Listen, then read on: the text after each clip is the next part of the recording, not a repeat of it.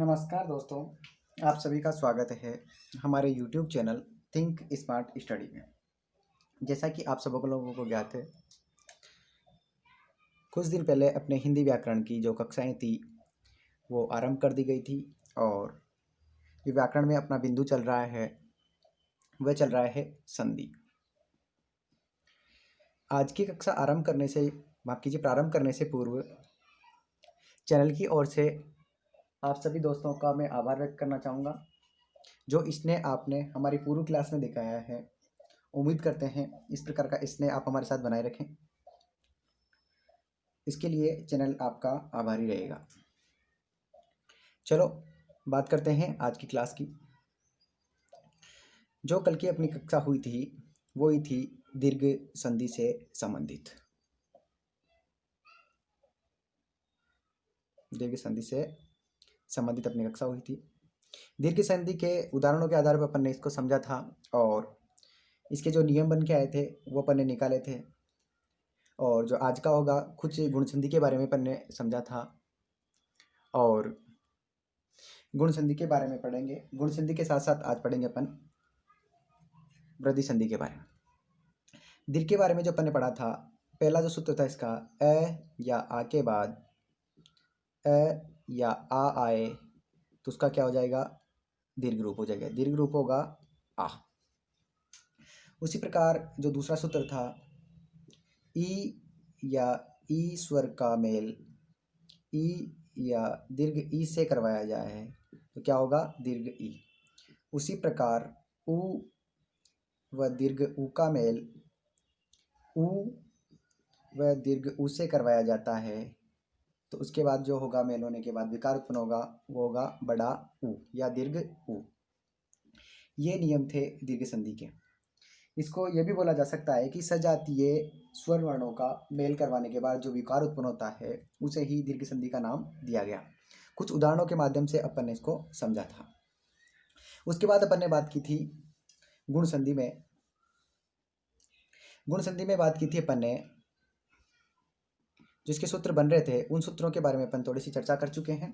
जो पूर्व की अपनी क्लास थी उसमें ये चर्चा हो चुकी है कि जैसे अ या आ के बाद ई या ई आए तो वहाँ ए एक आदेश, इन दोनों के स्थान पर जो भी इनमें से होगा, इन दोनों के स्थान पर क्या आदेश हो जाएगा, ऐ आदेश हो जाएगा। अब ये ए ही यहाँ क्यों आया, इसके बारे में अपन डिस्कस कर चुके थे। फिर भी सामान्य जानकारी के लिए मैं आपको बताऊंगा।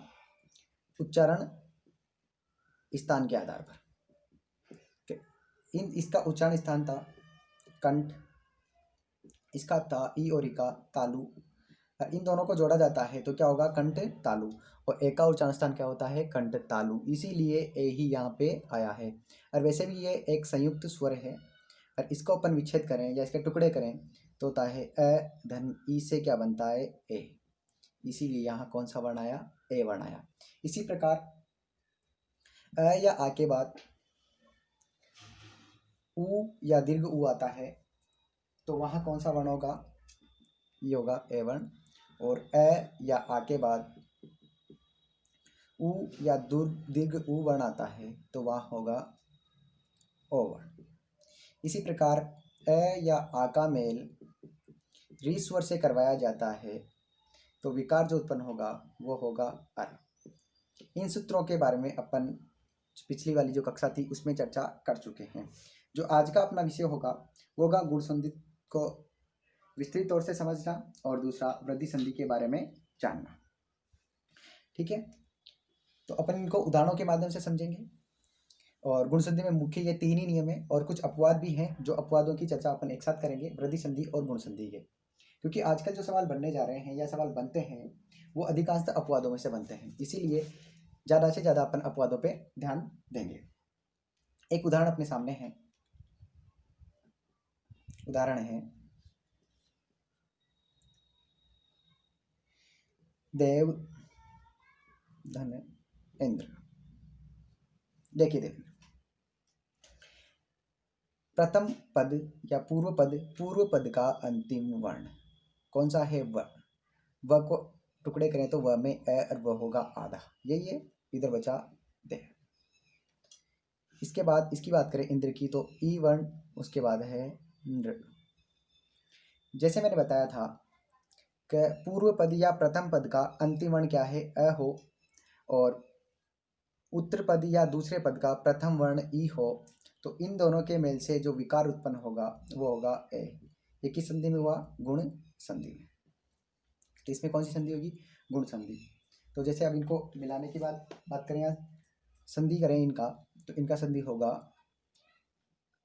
दे व में यहाँ हो जाएगा ए, व में ओ जोड़ेंगे तो एक मात्रा देवे, और जो बचा वो ऐसे के ऐसे लिख दिया, क्या बन के आया, देवेंद्र। तो ये स्थिति कौन सी निकल के आई, जो पहली स्थिति आई अपने सूत्र की वो थी अ प्लस ई के बाद क्या हुआ, ए हुआ। इस उदाहरण के माध्यम से ये स्थिति क्लियर हुई है देवेंद्र के उदाहरण से। उसके बाद इसी प्रकार देखें, जैसे सूर्य धन ईश। ठीक है दोस्तों, सुरेश में होगा, माफ कीजिए, हाँ, सूर्य में से निकला अ, और दूसरे पद का प्रथम वर्ण है ई, दीर्घ ई, बचा लास्ट में स। इन दोनों में जो विकार उत्पन्न हुआ ए, संयुक्त करके लिखा तो सु र में ए जोड़ेंगे और ये बचा जो सुरेश। अब ये कौन सी स्थिति है, ए के बाद कौन सा वर्ण आया, दीर्घ ई, और हुआ क्या, ए। ठीक है दोस्तों, उम्मीद करता हूँ ये एग्जाम्पल समझ में आया होगा। इसी प्रकार अन्य उदाहरण है,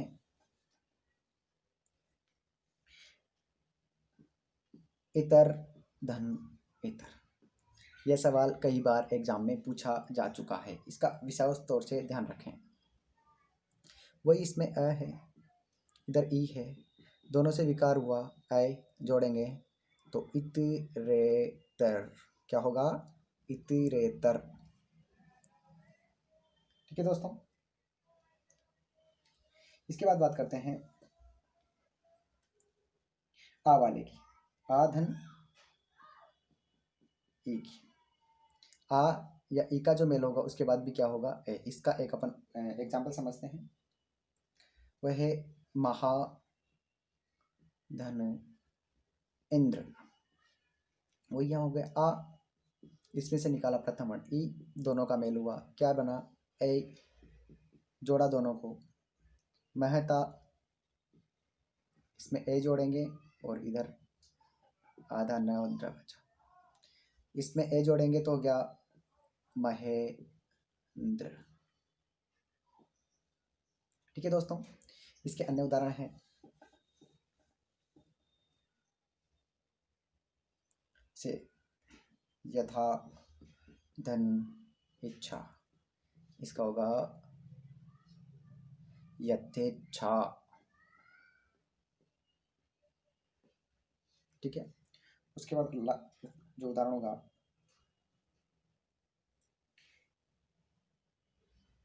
सॉरी हो गया, जो अगली स्थिति होगी वो होगी आ के बाद दीर्घ ई, इसके बाद मिलकर आए तो क्या होगा, ए। इसका उदाहरण देखते हैं, राका धन इस। अब देखिए, राका में कम है आ, और इधर है दीर्घ ई, बच गया स। इन दोनों के मेल से जो उत्पन्न विकार हुआ वो कौन सा हुआ, ए। ए को जोड़ा, कम है, ए को जोड़ा तो ए से राकेश। तो राकेश में कौन सी संधि होगी, गुण संधि। ठीक है दोस्तों, इसके बाद इसका अन्य उदाहरण है, जैसे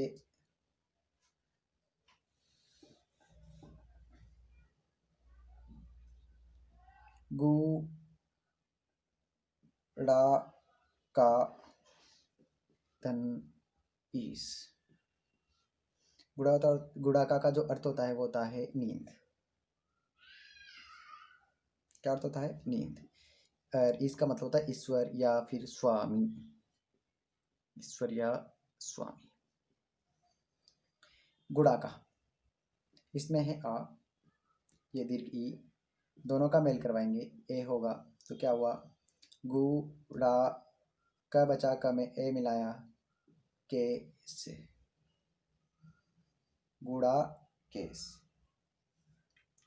अब इसका अर्थ की बात करें तो अर्थ क्या हुआ गुड़ा केस का, मतलब नींद का स्वामी। और नींद का स्वामी किसे कहते हैं, अर्जुन को, ध्यान रखिएगा। इनका स्वामी कहते हैं अर्जुन। इसी प्रकार जो अ या आ के बाद ई या ई वर्ण आए तो उसका अ होता है। इसकी जो स्थितियां बनने वाली थी, जैसे अ के साथ ई की बात करें, अ के साथ दीर्घ ई की बात करें, आ के साथ ई की बात करें, या फिर आ के साथ दीर्घ ई की बात करें, इन चारों ही स्थितियों में ए आया और इन चारों ही स्थिति के उदाहरण अपन ने समझे हैं। उसके बाद जो इसका दूसरा नियम था उसकी बात करते हैं। जो दूसरा नियम था वो था अ या आ के बाद उ या उ आए। अ या आ के बाद उ या उ आए तो एक आदेश इन दोनों के स्थान पे जो आएगा वो आएगा ओ वर्ण। ठीक है, उसी प्रकार इसकी एक एक करके उदाहरण देखेंगे। जैसे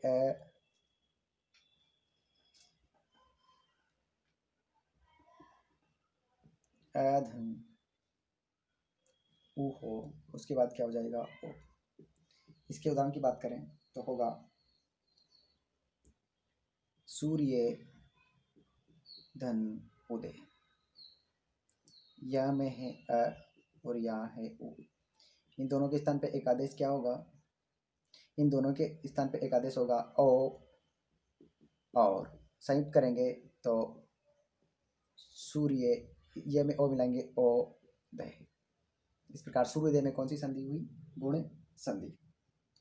उसी आधार पर परम धन उत्सव, इसका हो गया इसमें अ और उ क्या हो गया ओ, और संयुक्त करके लिखेंगे परमोत्सव। ठीक है दोस्तों, इसी प्रकार अन्य उदाहरण इसके हो सकते हैं। चंद्रोदय हो गया। ठीक है, और इसके बाद क्या जो है अ या आ के बाद, मतलब माफ कीजिए अ के बाद दीर्घ उ हो, अ के बाद दीर्घ उ हो तो क्या होगा, ओ होगा। इसका उदाहरण समझते हैं। जल धन, इसकी बात करें ऊर्मी, यहाँ पे हो गया अ, इधर दीर्घ उ, दोनों का मेल करवाने में जो विकार उत्पन्न होगा गुण संधि के आधार पे वो होगा ओ। इसमें इसके स्थान पे ओ रखेंगे, सही करके लिखेंगे ज ल में ओ जोड़ा ओ मी, जलोर्मी। उसी के आधार पर इसका अन्य उदाहरण जैसे नव धन ऊड़ा, वही इसमें अ, इसमें दीर्घ उ, दोनों का मेल करवाया ओ, क्या हो गया न वो डा, नवोडा। उसी प्रकार जो इसकी इसी सूत्र की जो तीसरी स्थिति होगी वो होगी आ के बाद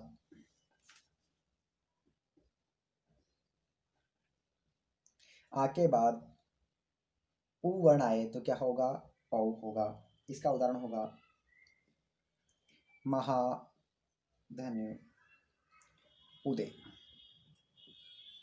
आ धन उ का मेल करवाएंगे तो होगा ओ, और जब इसका संयुक्त करेंगे इसको तो म हमें जोड़ेंगे ओ तो महो तय। इस प्रकार महद में कौन सी संधि हुई, गुण संधि। इसका अन्य उदाहरण की बात करें तो गंगा धन उदक, क्या हो जाएगा आ धन उ का होगा ओ, और संयुक्त होगा वर्ण गंगोदक। ठीक है दोस्तों, इसी प्रकार महोत्सव, महाधन उत्सव, ये भी इसी संधि का उदाहरण है। ठीक है दोस्तों, उसके बाद एक और स्थिति रही इसकी, गुण संधि की बात करें तो यह होगा दीर्घ उ। दीर्घ उ की बात करें तो इस स्थिति में जो उदाहरण होगा अपने पास, जैसे मान लो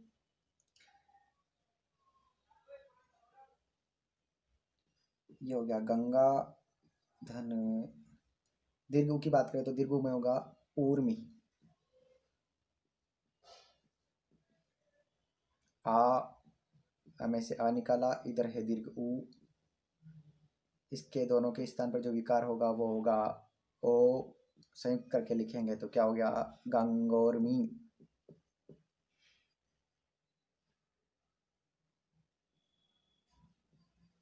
ठीक है दोस्तों, इसी प्रकार इसका अन्य उदाहरण की बात करें, महाधन ऊर्जा, वो यहाँ से निकालेंगे। दीर्घ उ का क्या हो गया, ओ, तो क्या होगा, महो महोर्जा। ठीक है दोस्तों, उसी प्रकार अपनी इसकी जो दो सूत्र हैं गुण संधि के वो कंप्लीट हुए और इनको अपने उदाहरण के आधार पर समझा। अब बात करें एक और स्थिति, या एक और सूत्र था इसका, वो था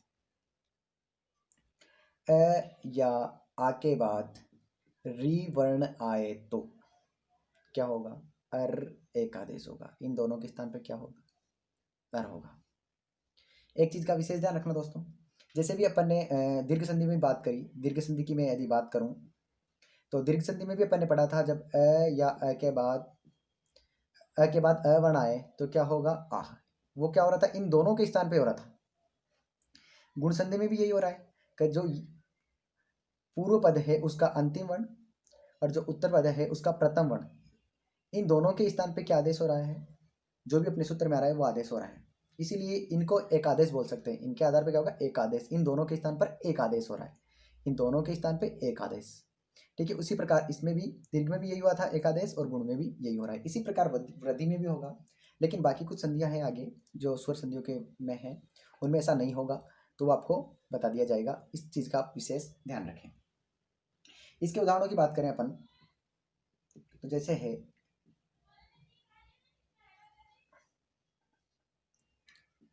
ग्रीष्म धन ऋतु। अब देखिए, वही ग्रीष्म, म में से अ बाहर निकाला, ये बच गया आधा म। उसके बाद करें उत्तर पद का प्रथम वर्ण है री, इधर बच गया तू। वही वाली बात है, अ या आ के बाद अगर री वर्ण आता है तो इन दोनों के स्थान पे क्या आदेश होगा, अर। इन दोनों के स्थान पे क्या आएगा, र। ठीक है दोस्तों, अब जो बचा अपना ग्रीष्म में अ जोड़ा तो म हो गया पूरा, आधा बचा र, तो अधूरा वर्ण हमेशा कहाँ चला जाता है, ऊपर, और ये तू था ऐसे कैसे लिख दिया, ग्रीष्मार्थु। ठीक है दोस्तों, इसका विशेष ध्यान रखें, ग्रीष्मार्थु। इसी आधार पर इसके अन्य उदाहरण होंगे, जैसे महाधन ऋषि,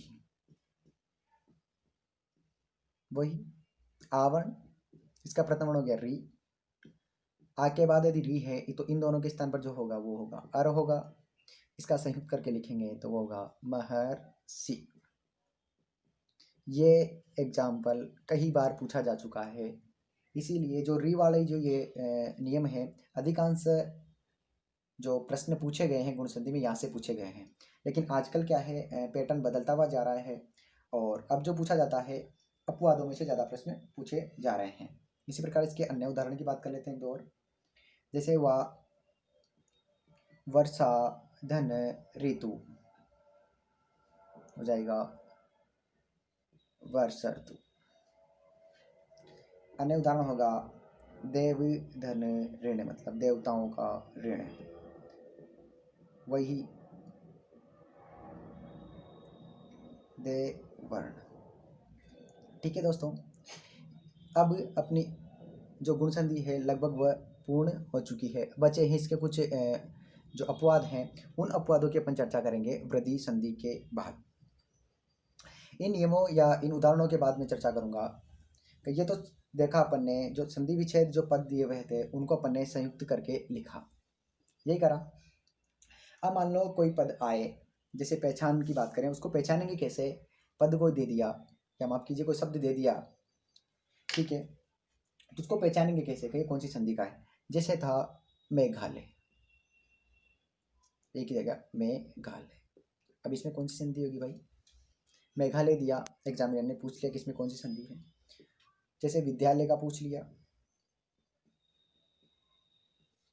इसमें कौन सी संधि है भाई, इसमें कौन सी संधि है भाई। जैसे ही पहचान बताई थी मैंने, दीर्घ संधि की जो पहचान थी उसमें बताया था कि शब्द के मध्य में इस प्रकार की आकृति है। तो ये आ की या दीर्घ ई की या दीर्घ ऊ की इस प्रकार की आकृति दिखाई देती है, तो अधिकांशतः उस शब्द में कौन सी संधि होगी? दीर्घ संधि। दीर्घ संधि। और जो टुकड़ा होगा उसका वो वहीं से होगा। जैसे यह आकृति यहाँ दिख रही है, तो इसमें हो गया, यहाँ से टुकड़ा करें तो इसका हो गया मेघ धन आलय, अर्थात मेघ को लेंगे बादल, आलय होता है घर, मतलब बादलों का घर हो गया मेघालय। इसमें कौन सी होगी साहब? दीर्घ संधि होगी। कैसे पहचाना? पहचान अपने साथ थी। विद्यालय में जैसे ही दिख रहा, ये वाली आकृति दिख रही है, तो उसमें कौन सा हो गया? विद्या। इसी यहीं से टुकड़ा करेंगे, विद्या धन आलय, मतलब विद्या प्राप्त करने का घर, उसे बोलेंगे विद्यालय। इसी प्रकार गुण संधि की भी पहचान होती है। अब जो गुण संधि की पहचान है वो है वही शब्द के मध्य में, शब्द के मध्य में ये वर्ण या फिर ये वर्ण या फिर यह है, इनका ध्यान रखना। जैसे तीनों के एक एक या दो दो शब्द लेते हैं अपन। जैसे अपन ने बात करा था अभी, नवोड़ा की बात कर लें। नवोड़ा, ये वाली आकृति दिख रही है या नहीं दिख रही? ये देखिए यहाँ पे ये वाली आकृति दिख रही है, तो अर्थात जब ये आकृति दिखी अपने को, तो अधिकांश शब्द में क्या होगा? उसमें गुण संधि। तो इसमें कौन सी संधि होगी भाई? गुण संधि। अब इसका टुकड़ा करेंगे तो यहीं से करेंगे। अपने को ज्ञात है कि अ या आ के बाद कौन सा वर्ण आए? ऊ या दीर्घ ऊ आए तो क्या होता है? ओ होता है। तो इसीलिए नव धन, अब इसमें कौन सा होगा? ऊड़ा। विच्छेद करना भी है, पहचाना अपन ने, उसके बाद विच्छेद करा। उसकी प्रकार अगर अन्य उदाहरण की बात करूं मैं, जिसको पहचानने की बात करें, वैसा ही था। एक और शब्द लेते हैं, जैसे देवेश। देवेश, ये वाली आकृति दिख रही है, ये वाली आकृति ये रही, तो यहीं से इसका टुकड़ा करेंगे। देव धन ईश। अब देखो कहे कि यार इसमें ये छोटी ई क्यों नहीं आई, बड़ी ई क्यों नहीं आई? तो ये शुद्ध वर्तनी के आधार पर इनका निर्धारण किया जाता है, शुद्ध शब्द लिखा जाता है। तो इसको देवा नहीं कर सकते अपन, देव शुद्ध है तो देव ही लिखेंगे। इसमें बड़ी ई तो बड़ी ही लिखेंगे, छोटी नहीं लिखेंगे। जैसे इंद्र है, देवेंद्र की बात करें तो इंद्र, तो इनमें छोटी ई आएगी, बड़ी ई नहीं आएगी। तो ये तो अपने को ही ध्यान रखना है, ये वर्तनी के आधार पर ध्यान रखने की बातें हैं जो अपने को ही ध्यान रखनी है। तो ये आकृति दिखी, इसलिए यहाँ से इसका टुकड़ा कर दिया, वो हो गया देवी। यस, ठीक है। उस पर इसकी बात कर, जैसे वर्षुर्तु की बात कर रहे थे अपन, वर्षर्तु, ये आकृति दिखी तो इसका यही से करेंगे, जैसे वर्षा धन ऋतु। ठीक है दोस्तों, तो इस पहचान के आधार पर भी यदि कोई शब्द देता है एग्जामिनर या एग्जाम में कोई शब्द आता है, उसके बाद इस प्रकार की अपनी को पहचान दिख जाती है, तो उस पहचान को देख के भी अपन ज्ञात कर सकते हैं कि इसमें कौन सी संधि होगी। तो अब लगभग लगभग अपनी जो गुण संधि है वो कंप्लीट हो गई है, और अपन जो चर्चा करेंगे वो करेंगे अब वृद्धि संधि के बारे में। और इन दोनों, ये दोनों संधियां कंप्लीट होने के बाद अपन जो बात करेंगे वो करेंगे इन दोनों संधियों के एक साथ अपवादों के बारे में, क्योंकि अधिकांश क्वेश्चन आजकल वहीं से बन के आ रहे हैं। वृद्धि संधि,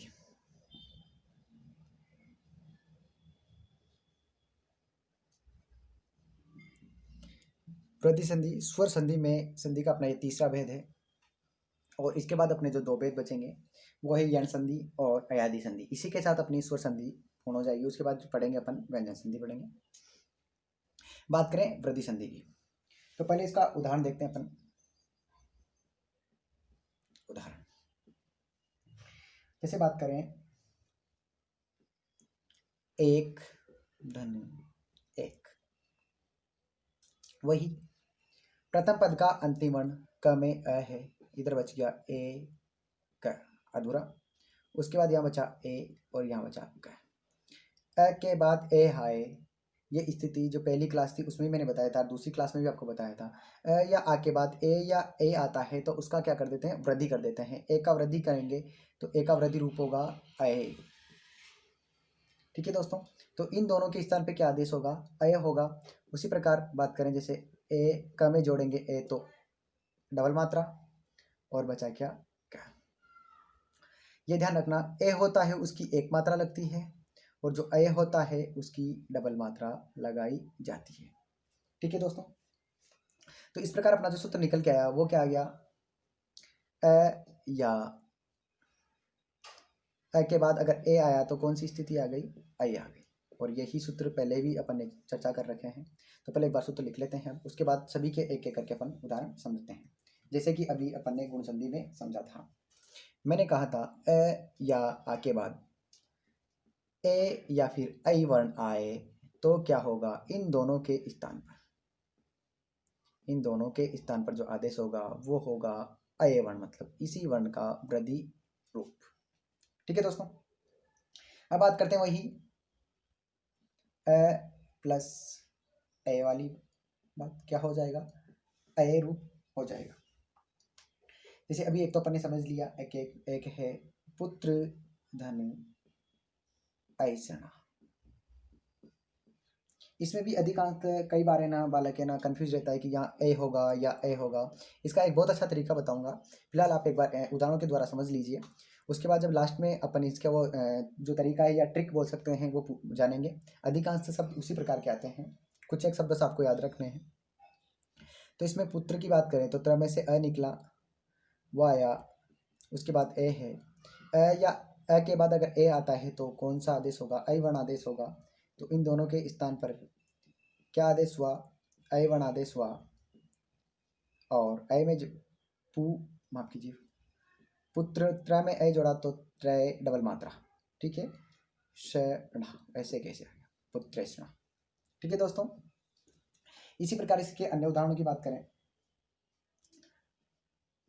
तत्र धन एव, अर्थात तत्रेव डबल मात्रा। ठीक है दोस्तों, उसका अन्य उदाहरण करें, हित धन ऐसी, हो गया हित ऐसी। ठीक है, उसके बाद अपने अ और अ का मेल करवाया, उसके बाद करवाएंगे आ और ए का। आ वर्ण का मेल ए वर्ण से करवाया गया तो क्या आया, ए। इसी के उदाहरणों की बात करें,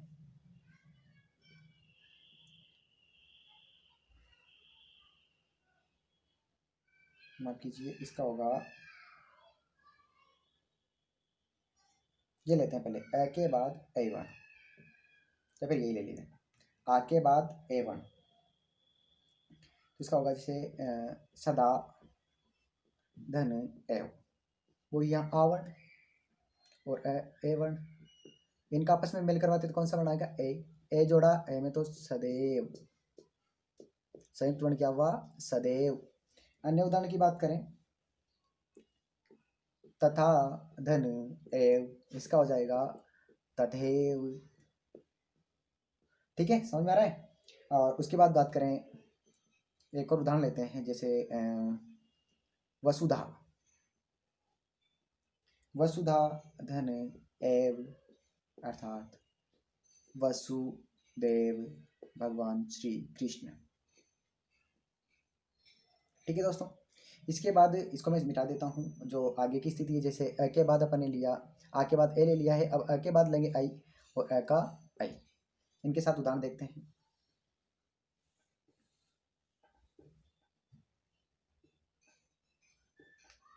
वही ए और इधर भी ए। ठीक है दोस्तों, इसका होगा मति धन ऐक्य, इसमें से अ और यहाँ ऐ, दोनों के स्थान पे क्या आदेश होगा, ऐ। क्या हो गया, मतैक्य। ठीक है दोस्तों, समझ में आ रहा है। उसके बाद अपन बात करते हैं इसके अन्य उदाहरण की, नव धन ऐश्वर्य, और इसी प्रकार है धर्म धन ऐक्य, इसका होगा धर्मैक्य। और जो इसका होगा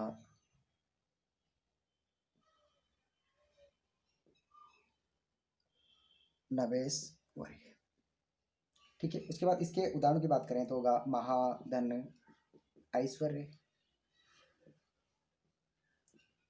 महेश्वरी। और इसका होगा एक और, जैसे उदाहरण की बात करें तो गंगा धन ऐश्वर्य। गंगेश्वरी। ठीक है दोस्तों, इस प्रकार इसका पहला जो सूत्र था अपना कंप्लीट हो गया है। दूसरा सूत्र था इसमें, वो था अ या आ के बाद ओ या औ वर्ण आता है, तो इन दोनों के स्थान पर जो आदेश होगा वो होगा औ वर्ण, इनका वृद्धि रूप। ठीक है दोस्तों, इसके उदाहरण की बात करें, एक साथ ही देख लेते हैं जो भी उदाहरण है इसके। ऐसे अलग अलग स्थितियों के बताने पर थोड़ा टाइम लगता है, तो क्यों ना एक साथ ही देख लिया जाए। जैसे है जल धन ओक, अ और ओ का हुआ, औ हो जाएगा, क्या हो गया, जलोक। ठीक है दोस्तों, इसके आज जो अगली वाली स्थिति की बात करें तो उसका उदाहरण देखते हैं। वन धन औषध, इसमें अ इधर ओ वर्ण हो गया, वन औषध, कोई डबल मात्रा। उसके बाद बात करें तीसरी स्थिति की, महाधन औज। ठीक है, महोज हो गया। और एक और लें, जैसे लास्ट वाली स्थिति का उदाहरण लें तो हो गया महाधन औषधि, हो गया महोषधि। अब आपने देखा यहाँ औषध भी है और औषधि भी है, इनमें कौन सा, तो दोनों ही शुद्ध है और दोनों का ही अर्थ होता है। जैसे यहाँ लिख देता हूँ मैं, औषध की बात करें या फिर औषधि की बात करें, इन दोनों का अर्थ होता है दवा। और जो ये डबल मात्रा वाले हैं दोनों ही, और जो सिंगल मात्रा वाले आते हैं, जैसे इनको साफ कर देता हूँ। सिंगल मात्रा वाले, ओ की मात्रा वाली बात करें, औषध या फिर औषधि, ये भी शुद्ध माने जाते हैं। इन दोनों का अर्थ होता है फसल। ठीक है दोस्तों, ध्यान रखना, इस प्रकार पूछ लें तो ये अशुद्ध नहीं होगा, शुद्ध रूप होगा, लेकिन इसका अर्थ होता है फसल और इसका अर्थ होता है दवा।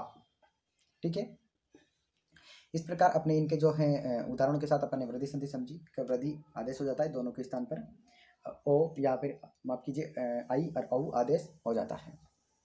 उसके बाद पहचान की बात करें तो गुण संधि में जो अपनी पहचान थी वो थी पहचान। गुण संधि की जो पहचान थी वो थी ये मात्रा या फिर ये मात्रा या फिर ये मात्रा। इसी प्रकार वृद्धि की अगर बात करें तो इन्हीं का थोड़ा इसमें ये तो होगी नहीं ये स्थिति। वृद्धि संधि की पहचान की बात करें तो वृद्धि संधि की पहचान होगी इसी जगह डबल मात्रा और यहाँ पे भी डबल मात्रा, इसीलिए वृद्धि और गुण संधि को एक साथ पढ़ा जाता है, तो इनमें कंफ्यूज नहीं है। जैसे नरेश की बात करें, नरेश में एक मात्रा है तो अर्थात इसमें गुण संधि होगी। ठीक है, और जैसे बात करें जलोक की, जैसे अपन ने बस समझा था, इसमें डबल मात्रा हो गई तो इसमें कौन सी होगी, वृद्धि संधि हो गई। अब जैसे ही इनका कोई सवाल आया अपन आराम से शब्द पूछे अपने को, आराम से अपन इनका जवाब दे सकते हैं। जैसे बात करें देवेंद्र, यहाँ लिखता हूँ मैं सही से, पहला शब्द है देवेंद्र, दूसरा है एक एक। अब इनमें आराम से अपन ज्ञात कर सकते हैं कि सिंगल मात्रा है मतलब गुण संधि, डबल मात्रा है मतलब वृद्धि संधि, तो इनकी पहचान विशेष तौर से आप ध्यान रखें। ठीक है, इसके बाद बात करें, जबकि मैंने अभी जस्ट वृद्धि संधि प्रारंभ करने से पूर्व बताया था कि जैसे अभी एक के ये मतलब यहाँ जो मात्रा की बात आ रही थी स्टार्टिंग में, जैसे अपन विच्छेद करते हैं तो इसके बाद जैसे दंतोष्ट की बात करें, दंत धन औष्ट, तो यहाँ पर ओ होगा या औ होगा, इस प्रकार की बात अपन कर रहे थे। उनका पहचानने का जो तरीका था उसकी बात कर रहा था। जैसे ही बात करें, अभी आया था ए की बात करें या ओ की बात करें, एक ही बात है, जैसे सदा धन एव, अब यहाँ तो एव आ गया। और यहाँ बात करें गंगा धन ऐश्वर्य, अब यहाँ पर आई आया या ए आया या औ आया। और जैसे बात करें महाधन औदार्य, यहाँ पे डबल ओ आया। तो एक चीज का विशेष ध्यान रखना, औ और आई, इन वर्णों के अंत में देखिए ये है मतलब ये प्रत्यय है, तो एक नोट करके पहले ये चीज लिख लीजिए जो मैं लिखाता हूँ। यदि किसी वर्ण के बाद या कोई वर्ण है मतलब कोई शब्द है, किसी शब्द का प्रारंभ ओ या औ से जब होगा तब अधिकांश किसी वर्ण के अंत में या तो य या फिर इक प्रत्यय हो। इन दोनों की स्थिति में जो विच्छेद करेंगे अपन वृद्धि संधि में किसी भी शब्द का, तो उनका जो प्रारंभ होगा जब य और इक प्रत्यय होता है तो उस स्थिति में ओ या फिर ऐ आएगा। जैसे इसकी बात करें, एक और है, जैसे इक प्रत्यय की बात करें तो स्वैच्छिक बात करें, स्वैच्छिक, स्वैच्छिक। ठीक है दोस्तों, डबल मात्रा है। डबल मात्रा है मतलब इसमें वृद्धि संधि है, यहाँ से इसका टुकड़ा करेंगे, ये अपन ने पहचान देखी थी। तो स्वधन है। अब यहाँ पे ऐ आए सब या फिर ए आए, ठीक है। तो मैंने अभी बताया इक प्रत्यय या फिर यह प्रत्यय होगा लास्ट में है तो क्या होगा, ऐ आएगा या फिर औ आएगा। ठीक है, तो यहाँ पे क्या होगा, ऐच्छिक होगा, न कि ऐच्छिक। उम्मीद करता हूँ आपको समझ में आया होगा कि जब शब्द के प्रारंभ में ओ आएगा या फिर ओ आएगा, ए आएगा या ऐ आएगा, इसका निर्धारण अपन इसके माध्यम से कर सकते हैं, यह या इक प्रत्यय के माध्यम से। मतलब जो शब्द अपने को संधि करने के लिए दे रहा है उस शब्द के अंत में यह प्रत्यय और इक प्रत्यय है तो अधिकांशतः हमेशा नहीं, अधिकांशतः क्या होगा कि टुकड़े करने के बाद उसका प्रारंभ जो होगा उस शब्द का या उत्तर पद का जो प्रारंभिक वर्ण होगा वो होगा ओ या फिर ऐ। ठीक है दोस्तों, इस चीज़ का विशेष ध्यान रखना। इसी के बारे की बात मैं कर रहा था कि अंत में मैं बताऊंगा कि कब तो ए आएगा और कब ऐ आएगा और कब ओ आएगा और कब औ आएगा। तो इस प्रकार भी अपन पहचान सकते हैं। जैसे बात करें परमोजस्वी, अब इसमें देखते ज्ञात होता है कि जब टुकड़े करेंगे जो दूसरा उत्तर पद होगा, उत्तर पद का प्रथम वर्ण कौन सा नहीं होगा, ओ नहीं होगा, औ नहीं होगा। क्यों नहीं होगा, अपन ने देखा था कि यह प्रत्यय या इक प्रत्यय आता है तो उस स्थिति में ही हो जाता है अधिकांशतः।